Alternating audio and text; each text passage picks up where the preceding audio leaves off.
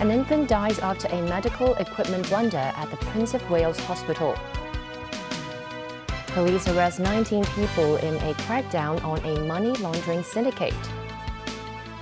And U.S. Secretary of State Antony Blinken will visit China on June 18th and 19th.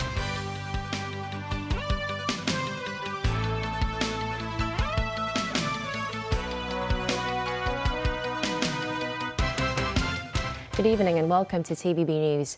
An infant died after a medical equipment blunder at the Prince of Wales Hospital yesterday. An infusion tube meant to provide the child with medicine was found unopened for some 50 minutes. Patients' rights groups have criticized the hospital and called the incident a case of negligence. Timothy Lee tells us more. The infant involved in the incident was born this Monday at the Prince of Wales Hospital after less than 28 weeks of gestation. The child, suffering from a congenital heart condition, was monitored by hospital personnel and underwent treatment in the intensive care unit. The infant required the use of a ventilator and drug infusion. Because of the premature baby's low blood pressure, hospital staff gradually increased the drug infusion rate at around 3 in the morning on Tuesday, from an average of 0.3 milliliters to 0.7 milliliters per hour. 50 minutes later, the drug infusion machine sounded an alarm and attracted the attention of the medical staff. They then found the infusion tube's valve closed, which meant the infant had not received the medication. Although the hospital staff attempted to adjust the infusion device again, the infant's health situation deteriorated rapidly and died at around 4 p.m. on Tuesday. The hospital authority reported the infant's death 1 day later.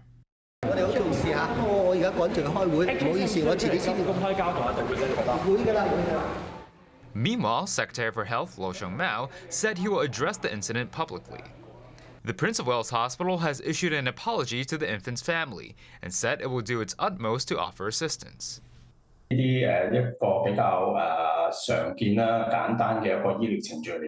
But Lam Chi-yao, who leads a local patients' rights group, emphasized the infusion process is a common medical procedure.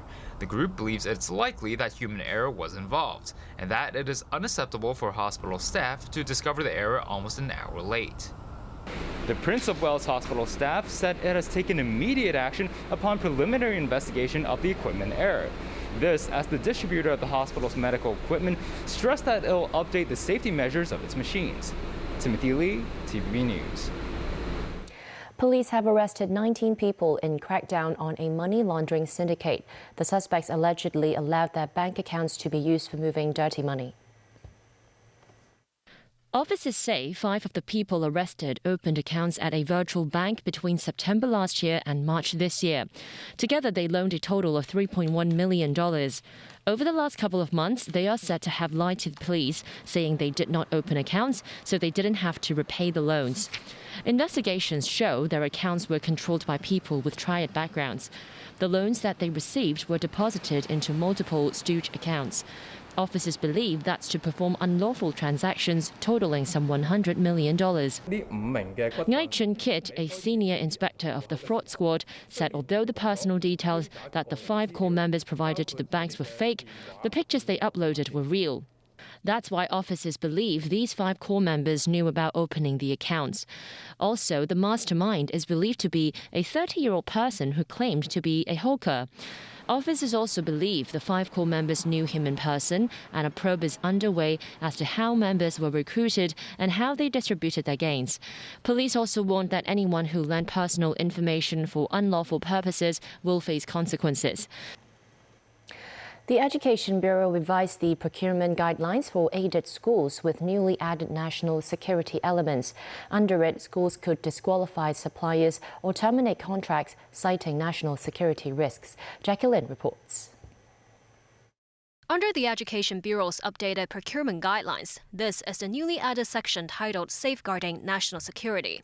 It underscores that school staff of all levels must effectively prevent and suppress any act or activity endangering national security. It states that schools should exercise their professional judgment, maintain a high degree of sensitivity, and prudently assess any political security risks that may be involved in every stage of the procurement. Relevant clauses should be included in the quotation or tender documents to allow schools to could disqualify a supplier or terminate a contract in the interest of national security. Some school principals said tendering procedures have been regular practices for procurement of services or facilities with a value at $50,000 or above. They include catering services, maintenance for elevators, and purchases of furniture. Principal Li Yiying, chairperson of the Hong Kong Subsidized Secondary Schools Council, said the government has provided samples on how to incorporate the new clauses into quotation documents, and she believes it won't be too hard to execute the new clauses. But she said it might be harder for schools to judge when they should terminate the contract with suppliers allegedly with national security concerns. This as schools might not be able to comprehensively grasp the political backgrounds of each company. The council hopes the Education Bureau will deliberate alongside aided schools on any such cases before a decision is made on what action should be taken against the contractors in question.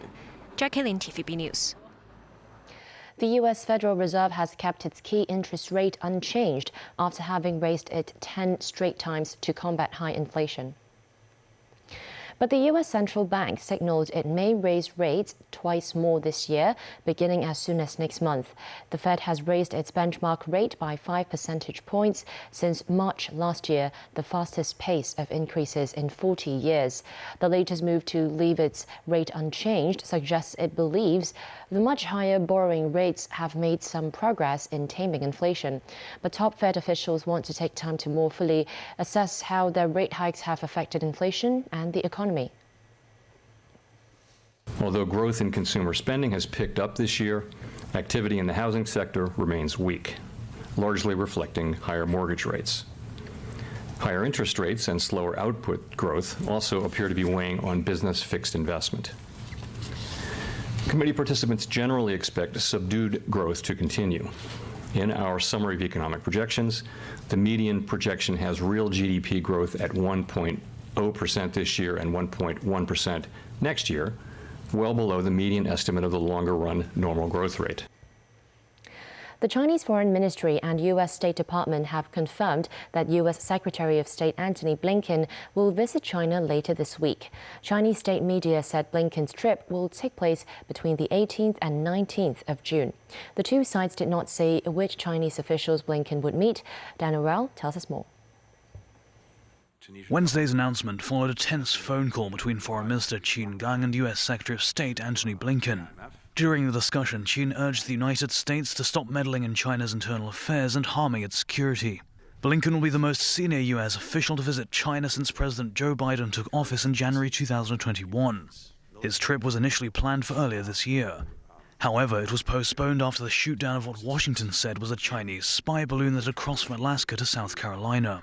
The U.S. State Department said the aim of Blinken's visit is to restore a sense of calm and normality to high-level contact between the two superpowers. We have three objectives for the visit. First, the Secretary wants to establish communication channels that are open and empowered to discuss important challenges, address misperceptions, and prevent miscalculation, to manage competition between our two countries. Second, as he always does, he will stand up and speak out for our values and our interests. He will raise clearly and candidly our concerns on a range of issues, and he will also discuss a host of regional and global matters. Third, he is committed to exploring potential cooperation on transnational challenges when it is in our interest, in areas such as climate and global macroeconomic stability. Ahead of the visit, a Chinese Foreign Ministry spokesperson said the United States should work with China to manage differences and bring their bilateral relationship back on track. Wang Wenbin re-emphasized the points made by Foreign Minister Qin Gang in his phone call with Blinken earlier this week. Wang said Qin stated China always views and handles China-US relations based on the principles of mutual respect, peaceful coexistence and cooperation proposed by President Xi Jinping. Dan Orell, TVB News. Germany announced its first national security strategy on Wednesday. The document called Russia the biggest threat to Europe and warned about being too reliant on China and other countries for critical minerals. It also highlighted the growing rivalry with China as Beijing tries to use its economic might to achieve political goals. Tracy Fannis reports. German Chancellor Olaf Scholz, Foreign Minister Annalena Baerbock, Defence Minister Boris Pistorius and Finance Minister Christian Lindner presented their government's first national security strategy on Wednesday. The document provides an overview of Berlin's foreign policy, which has shifted towards prioritising security over economic interests. Die nationale Sicherheitsstrategie ist, das vielleicht auch deutlich zu sagen, nicht. Chancellor Scholz said, "I want to make it clear that the national security strategy is not the end point, but the starting point from which we will organise a continuous process of cooperation between all levels of government, the economy and society in order to strengthen our security in the long term." The 76-page document highlights the main threats Germany perceives it faces, from supply chain disruption to climate change. The war in Ukraine has heightened anxiety about how prepared Germany's own armed forces are, prompting Scholz to announce a turning point on military spending. Germany aims to meet NATO's 2% of GDP military spending target from next year. The document also raised the question about the country's response to threats of disinformation, cyber attacks, and economic pressure from major powers such as China. Sicherheit im 21. Jahrhundert ist mehr. The foreign minister said security in the 21st century is more than military and diplomacy. It means reliability, getting essential medicines at the pharmacy. Security means not being spied on by China when meeting friends, or not being manipulated by Russian bots when scrolling through social media networks. Using blunt language about China, its top trading partner, the strategy document describes Beijing as aggressively claiming supremacy in Asia and seeking to use its economic might to achieve political goals. 中国始终是世界和平的建设者。 Wang Wenbin, Chinese Foreign Ministry spokesperson, said Thursday that Germany's national security strategy is a move to politicize normal collaborations. The document could divide and fragment the world. Tracy Furness, TVB News. Still ahead on tonight's news, EU lawmakers passed the world's first set of comprehensive rules for AI. And most air circulator fans fail safety tests conducted by the Consumer Council.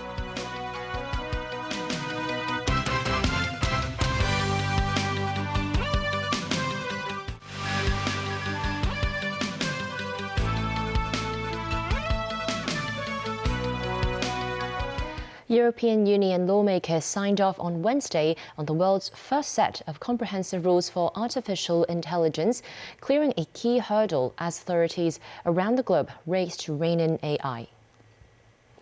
The European Parliament vote is one of the last steps before the rules become law, which could act as a model for other places working on similar regulations. The guardrails for AI has taken on more urgency as rapid advances in chatbots like ChatGPT show the benefits the emerging technology can bring and the new perils it poses.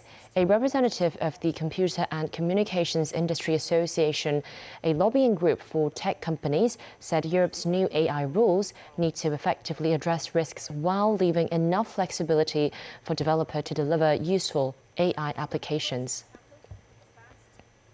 Back locally, the Consumer Council found that most air circulator fans have failed safety tests. The watchdog also found that most latex balloons contain possible carcinogens. Veronica Lin tells us more. Hong Kong summers are hot and humid, and as such, air conditioning and fans are essential. The Consumer Council tested the safety and performance of 12 air circulation fan models, among which 8 models failed some of the safety tests. 4 of them were found to have an increased risk of electric shock due to insufficient insulation distance. For the consumer, actually, if for the insulation distance, basically, if a normal use, basically the risk may not be so big. But if you want to remove the fan guard or fan blades, then we will recommend that before you're doing so, you should unplug the fans to minimize the risk of because the electric shock. Louis added that parents also need to be aware of their children sticking their fingers in the fan or playing with it. These models of air circulator fans are particularly dangerous as they have auto-oscillation functions, he said. Meanwhile, the watchdog also tested a total of 35 samples of 19 latex balloon models. They found that all samples released various types of nitrosamines and/or nitrosatable substances, some of which were suspected carcinogens. Moreover, nearly 70% of samples exceeded relevant EU toy safety requirements. Balloons are among the most popular toys for children. However, some still inflate them by mouth. The Council recommends users to use a balloon pump and wash hands after touching latex balloons. Veronica Lin, TVB News. The Consumer Council found that despite the fact that elderly people pay the same premium for travel insurance as younger adults, nearly 70% of the plans have lowered maximum benefits. In a survey on travel insurance for the elderly conducted by the Council in 2016, it found that the situation of reduced travel coverage for the elderly has yet to be improved. 8 plans were found to have lowered the maximum benefit limit on personal accidents for the insured elderly aged over 65 to only 50% of the original benefits. The Council reminds consumers to extensively compare and carefully review all plans, particularly the scope of coverage, before selecting a plan. And that's the news. Thanks for watching.